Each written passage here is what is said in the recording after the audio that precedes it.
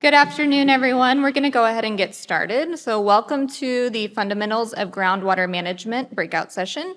I am Brittany Britton. I'm the General Manager of the Panhandle Groundwater Conservation District. First, I just want to say a quick thank you to North Texas GCD for that fabulous lunch that we had. If you see anybody from there, don't forget to thank them. Each of our sessions will be about 30 minutes, and we'll try to have some time for questions at the end.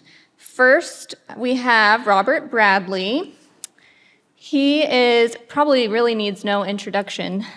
He leads the Groundwater Technical Assistance Department at the Texas Water Development Board. He brings a wealth of experience with over 33 years working in water resources. A majority of that time, 29 years, has been at the Water Development Board, working with groundwater conservation districts in various capacities. So please join me in welcoming Robert to the stage.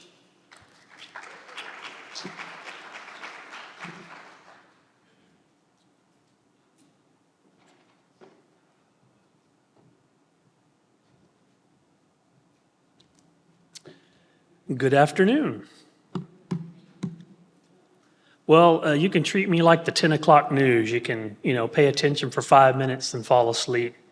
And I'll tell you what the sports scores are later, okay? So here we go. Good afternoon. My name is Robert Bradley, and I will be discussing today the bottom-up water planning in Texas. This presentation will cover the key areas: regional water planning, joint groundwater planning, and state water planning. And we'll explore how all of these three are interconnected and they're distinct yet interconnected processes to contribute to a comprehensive water planning strategy for the state.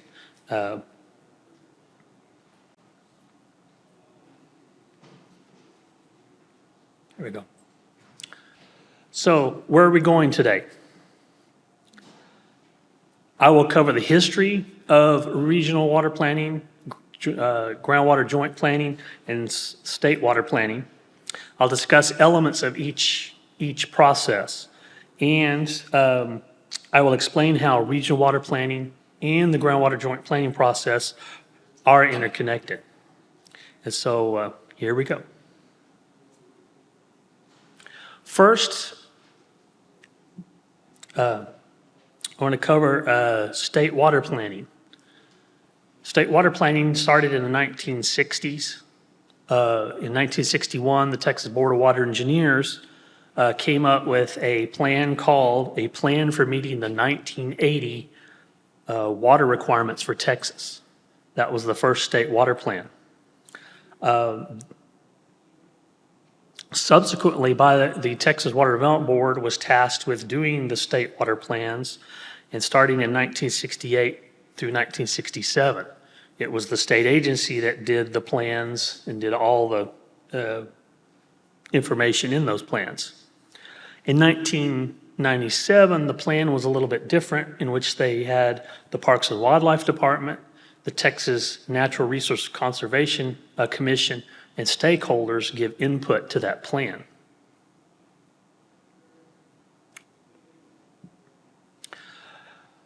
Kind of a part of the background of talking about water planning, state water planning, is groundwater availability prior to 1997 and the regional water planning process.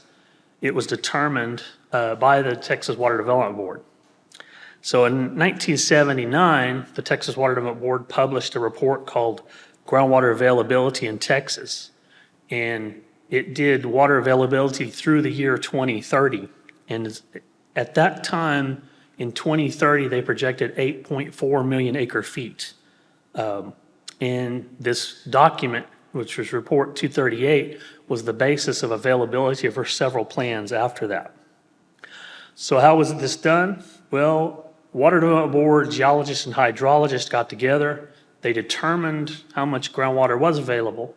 And typically in the beginning, it was analytical solutions or analytical calculations, and then all the way up to groundwater models that predated our current groundwater availability process. As a side note, Prior to regional water planning coming in place, in 1996, we only had 40 groundwater conservation districts. Just want to make note of this for a later slide, but before regional water planning, there's 40 districts. That also included the 2 subsidence districts at the time. So we start going with regional water planning. We're going to start doing bottoms-up planning in Texas. So Senate Bill 1, enacted by the Texas legislature, established a comprehensive water plan process for the state. It also designated that groundwater conservation districts were the preferred method of managing groundwater in the state of Texas. It also required in this bill that groundwater conservation districts had to submit groundwater management plans to the Water Development Board for certification. And one thing I want to point out is the bill also created this thing called the junior right provision in Senate Bill 1. And in the bill, it specified that water rights involved from transferring from one basin to another are considered junior to any other rights in the receiving basin. This provision may have influenced entities to seek more groundwater because it was easier. They didn't want the junior water right. And it also led to the establishment of more groundwater conservation districts. In 2001, Senate Bill 2 was passed. It directed the Water Development Board to create groundwater management areas throughout the state. Originally, they were based strictly on major aquifers, but after some feedback from several friendly groundwater conservation districts and some others, it ended up being major aquifers and county boundaries to make it a little easier to for the areas to be there. Also, Senate Bill 2 also directed groundwater conservation districts to share their management plans between the other districts in the area. And they could have done groundwater joint planning if one of the districts had passed a resolution asking for such. But at that time, joint planning was optional. So in 2005, after another bill failed in the legislature to determine groundwater availability to the state, another bill was given more items, in which we end up with House Bill 1763. It required the joint planning of groundwater conservation districts within a groundwater management area. The presiding officers of each district are to appoint representatives to this group, and they have to meet annually to do joint planning and to review management plans and accomplishments. A new aspect of this bill was the establishment of coming up with desired future conditions. And at that time, that led to what was called managed available groundwater. And then it also mandated that the regional water planning groups had to use the managed available groundwater as their groundwater availability. Then coming in 2011, the Texas Water Development Board went through sunset review. Senate Bill 660 was the bill that was for that process. Here, managed available groundwater became modeled available groundwater. And the focus was switched from this is a volume to permit to this is a desired future condition to manage or to manage to. It also required groundwater management area districts to evaluate 9 different factors when they were working on their desired future conditions. Also, the regional water plans at this point have to align with the desired future conditions. And one big change here is 660 also said that groundwater management areas can now, or they were required to appoint members, GMA members, to each regional water planning group that cover the GMA.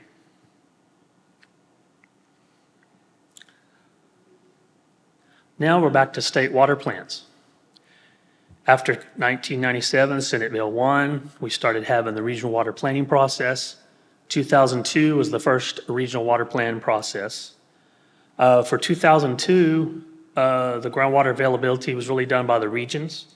2007, that groundwater availability was either by the regional water planning groups, or if the managed available groundwater was available at that time, that could be used. Starting with the 2012 plan, that's when modeled available groundwater became the groundwater supply for most of the plans that had desired future conditions. The values above the images here represent the amount of groundwater supply for each of those plans. As you can see, it goes from like 7.6 million acre feet in 2002. It varies in the middle.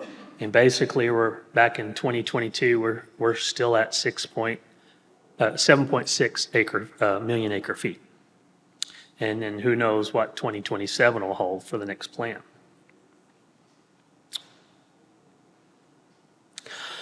So regional water planning is a bottom-up approach to planning for future needs or shortages in water. It is a local involvement process. You have local water providers that participate in the process. These groups develop water plans through open meetings, ensuring public input and consensus. And the plans are adopted by voting in accordance with each region's bylaws. These regional plans are developed every 5 years, and they're submitted to the Water Development Board. And then we incorporate all that information from the regional plans into the state water plan. To look at some of the groups that are part of these regional water planning groups, we have several interests you have the public, counties, municipalities. You can see all these listed here. The one I want to point out is groundwater management areas are part of that voting member process. Well, those members are appointed by the groundwater management area and not by the regional water planning group bylaws.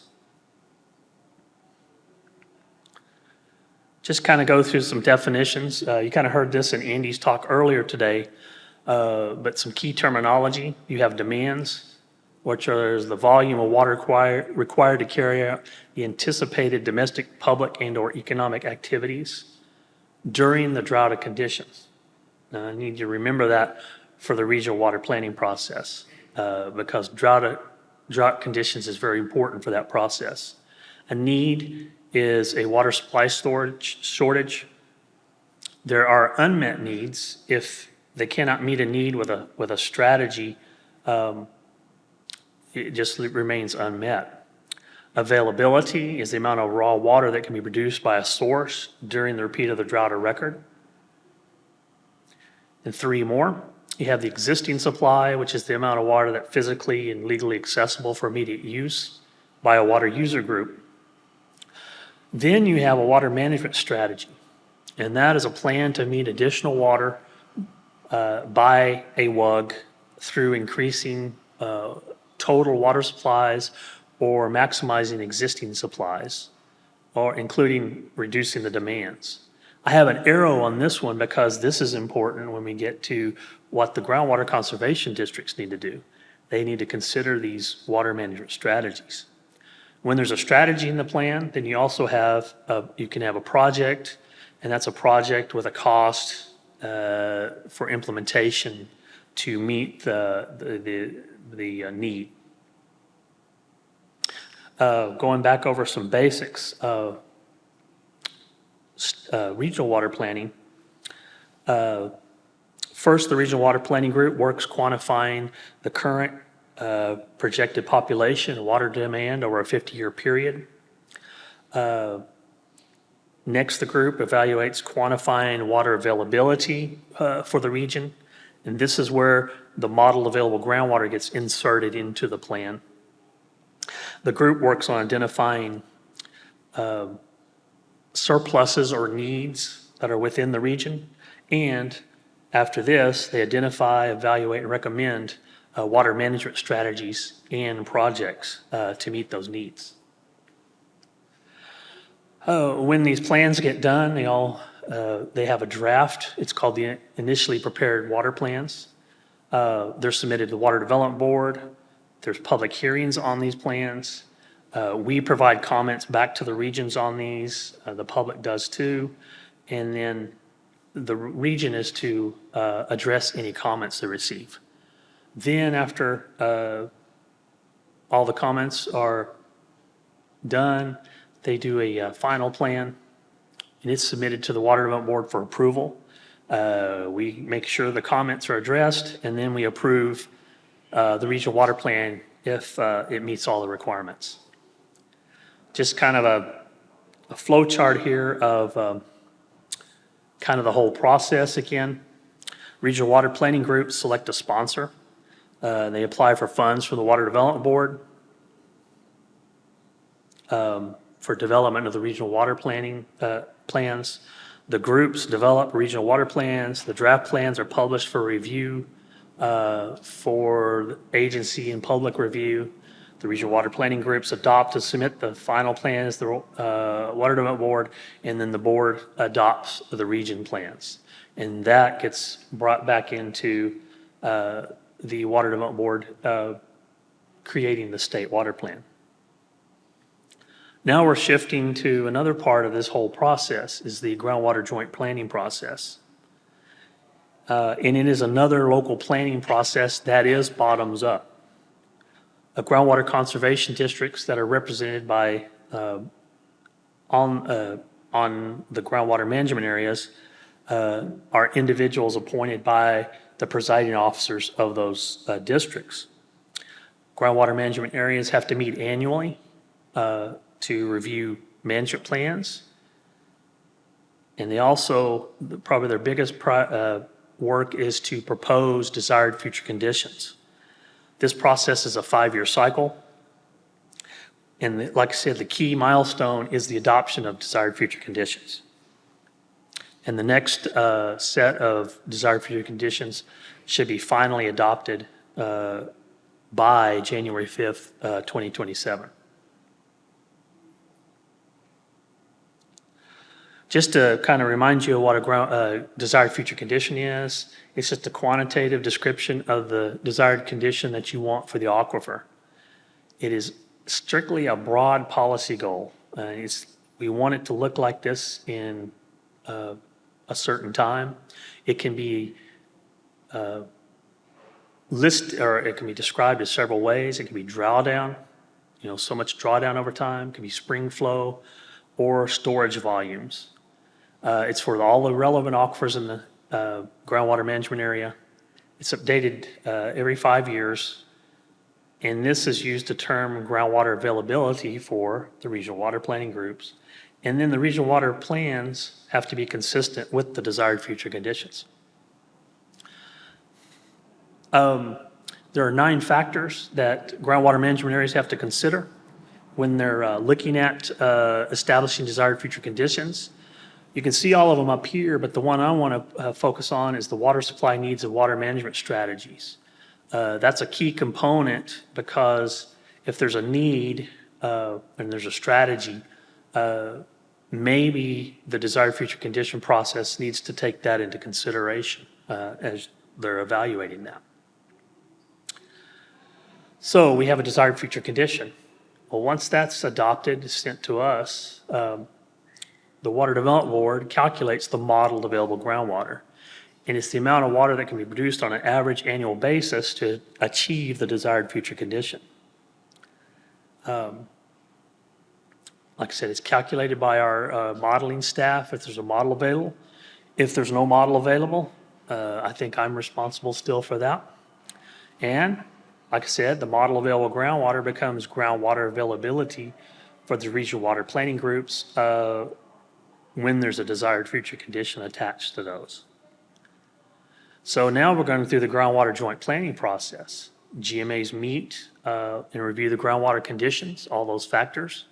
They vote to propose desired future conditions. They have a comment period after the proposals and a public hearing to take public comment. And then they vote to finally adopt the final desired future conditions. That report, there's a report sent into the Water Development Board called the explanatory report that has the desired future conditions and how they addressed all the factors and all the other information that we require.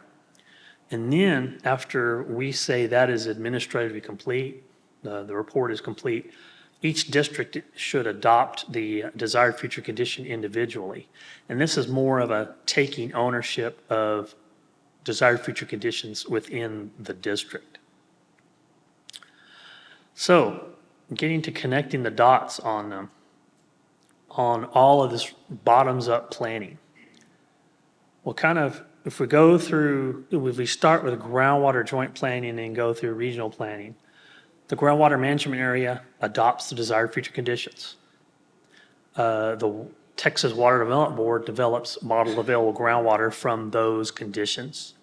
Then we send the model available groundwater reports to the groundwater conservation districts, and we send it to the regional water planning groups. At that time, it kind of becomes the regional water planning group MAG and the groundwater conservation district MAG, even though they're the same numbers. The regional water planning groups takes that, matches it up with demands. They come up with needs and water management strategies. The groundwater conservation district takes the model available groundwater, and that becomes it's one of several items they use for permitting. The groundwater conservation district management plan and their subsequent rules based on that management plan have to consider the needs and strategies from the state water plan. And needs and strategies end up, if there's a project in the plan, that makes them eligible for funding from the Texas Water Development Board. The other end of that is, the districts do their management plan, their rules, and somebody comes in and they issue permits in which model available groundwater is one of the factors they have to consider. When groundwater conservation districts do their management plans, there are 3 items that need to be considered or need to be in the plans when they submit them. They need estimates of the projected water supply within the district, the projected total demand within the district, and consideration of water supply needs and water management strategies from the from the state water plan. This is just another flow chart that Natalie created. It does through the process of you have groundwater joint planning, desired future conditions, and it connects it to the water supply needs and water management strategies, which go into the groundwater management plans, which go into groundwater management for the district. So it's basically just a reiteration of this process that regional water planning and groundwater joint planning are kind of a continuum. Here's a quick comparison I came up with on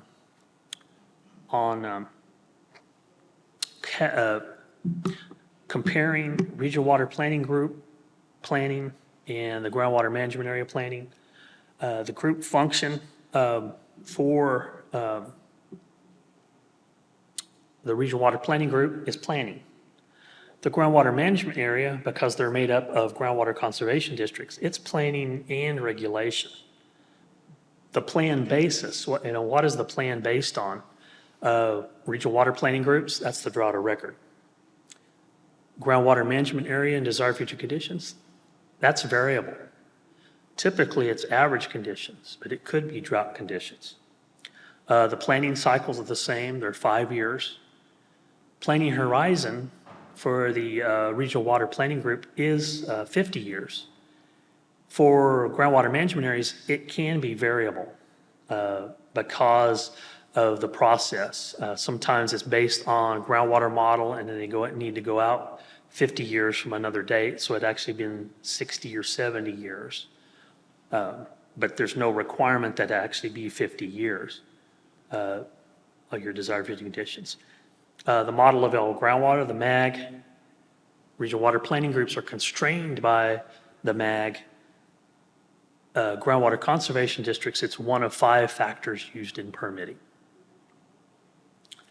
And I won't read this, but we have a timeline that shows from 2014 to 2031 when everything falls in place. Currently, the draft state water plans, regional water plans are due to us early next year, and the final ones are due next fall. And the board will adopt those, the state water plan later in 2026. Groundwater management areas have to propose their desired future conditions by May 1st of 2026. And they have to adopt the final desired future conditions by January 5th of 2027. One thing I wanted to bring up was coming back to groundwater conservation districts. I showed you a photo or a graphic earlier. We had 40 groundwater conservation districts in 1996. As of now, we have 98 groundwater conservation districts. We've had 61 added since 1997. For the Water Development Board's purposes, we do not count the Edwards Aquifer Authority as a groundwater district, nor the 2 subsidence districts. They decided not to have fun doing model available groundwater and management plans, so they decided to leave the process. So I hope you can see that regional water planning and joint groundwater planning and state water planning are all interconnected. It's kind of a larger interconnected process. Regional water planning groups use the model available groundwater that the groundwater management areas come up with. And in turn, groundwater conservation districts in management areas use information from the regional water planning groups, or actually the state water plan, to advise their management plans and their desired future conditions. So it's kind of it's really one process overall. So to conclude, I'll open up for any questions that you may have. I may not have the answers, but I could probably find somebody in the audience to answer it for you. Hope you understand that this is just a kind of a describing what bottom-up process is. And with that, I'll take questions.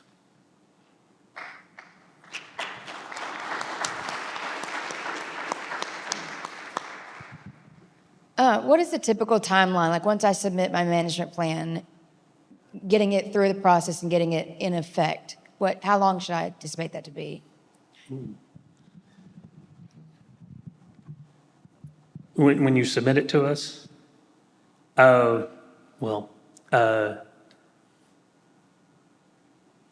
If it's a final plan, we have 60 days to get it back. If it's a pre-review and we haven't got back to you, those are optional. And we've recently had a big backlog on those. And so the best advice I can tell you is if your plan's coming up for expiration is to send in your final. And what will happen is we can, if it's administratively complete, you're fine. If we find something, you'll have 180 days to clarify that and send it back in. Is that 180 days once I receive the information back from you? When you receive our letter, date of the letter from our executive administrator. Yeah. And that's what I've been telling everybody, so we can, pre-reviews have been kind of backed up, so.